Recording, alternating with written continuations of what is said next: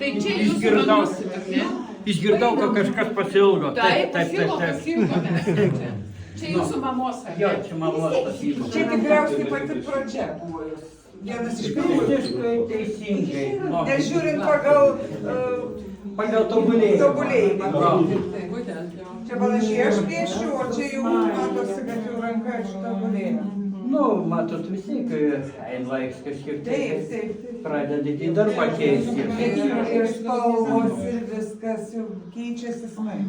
Man pradėjo 53 metų tapyti. Jau pavėlavau. Ir prieš pat pensiją. O jūs kada pradėjote?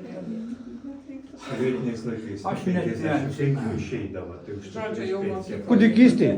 Jo, bet tik tiek atsimenu, kad 6 klasės baigsi išpešimą, tai turėjau 3. Nesupranta tie mokytojai vaikų, kurie turi talentą. Aš pilnai susidūriau su tuo ir tikrai Paskiau, kai baigiau 8 klasės, jau 7 klasėje sugalvojau, kad reikia stoti dailės technikumą. Žiūriu, bet trejas, ką daryti? O, einu auklėtojus klausti, auklėtojai, kad reikia įsitaisyti. Nu, vedas pas direktorių, kaip nusikaltėlį. Nu, pasišnekam su direktoriu, nu, sak, suruošk parodėlį, nes jau buvau daugiau pradėjęs paišyti, sako, nu, tada spręsam, ką daryti. Nu, seniau jau būdavo labai paprasta, paimti dieninę, paraiti iš 3-5, tomai pasibaigė. A tai dabar tos mokytojas neatvažiuoja į jūsų čia galeriją? Tai, kad mokytojas jau dabar jau noktelėjusias, yra buvęs atvažiavęs, taip, piešimo mokytoja. Nu, Naujoje Akmenėje dar yra, bet tą jau mokytoja, kad aš dar lankiau Naujoje Akmenėje, tai su tą pabendraujam kartais. Apie mamą gal papasakok šiek tiek. Nu, apie mamą, nu tai, kaip minėjau, 53 metų pradėjau tapyti. Kažkaip nuo pat pirmųjų darbų pastebėjo Šiaulių tautodailės valdžia, pakvietė sudalyvauti parodos. Nu ir paskiau pleneros tos tada vadino seminarai sudalyvavo. Nu ir prasidėjo apdovanojimai, gavo 3 respublikinės premijas, valstybinį stipendiją buvo gavus pusę metų, aukso medalį iš Maskvos už tapybą, išleidžiu pasiekimų parodai, paskiau aukso vainiką už visą kūrybos laikotarpį.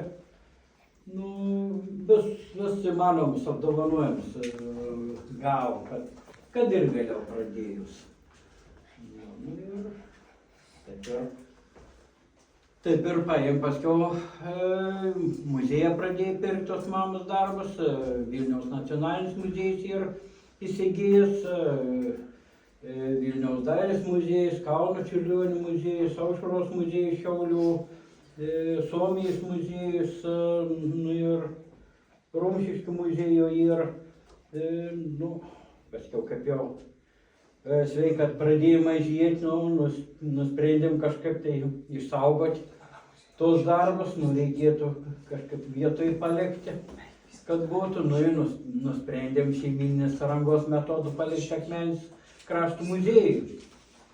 Ir paliko tėvai, bet valdžia labai nesuinteresuota buvo, tai dabar eina kalbos apie tai jau, ne kalbos, jau tikriausiai dokumentų tvarkymas kažkoks, ką man sugrąžins kaip paveldėtojai, teisėtam paveldėtojai man atiduos, nes valstybė negalėjo išlaikyti, čia labai brangiai kainuoja išlaikymus, žinokit, visų. Tai buvo irgi liudininkas pokalbio, Stanislovas sakė, kad kainavo 27 eurų jo į mėnesį, išlaikėms. Tenais administracijai supykus, palaukit, skiba žiūrėti kompiuterį didžiausią atsiverti, vidutiniškai į metus 40 eurų į mėnesį išėjant. Administracijai buvo sunkiai išlaikyti visą tą galeriją. 40 eurų aš už galvos atsėmiau, galvoju, gėda, žinai. nesugebėjai mūsų toks pramoninis rajonas, skaitos savivaldybė, tai va. Jokių remontų, vat net lemputės, per prašę Stanislavas net Mama neįsi. dar iš paskutinis pensijas čia tas lubas pakeitė, nu ir, bet neberadom tuo momentu elektriką, lemputės pajungti, tai per 5 metus savivaldybė nerado. Čia priklauso, dabar priklauso savivaldybė. Dabar savivaldybė. Nes šeima buvo nusprendus palikti. Bet vat savivaldybė nevedė ekskursijų, nevedė nieko, tai vat ir dabar sprendimas yra. Paturėjom, apleidom, atgal. Apipūdė ir Nu, 5 metų nieko nagų nekišti, tvorų kartis visai supuvai, pastebėsit, tai jau išvirto tvoras,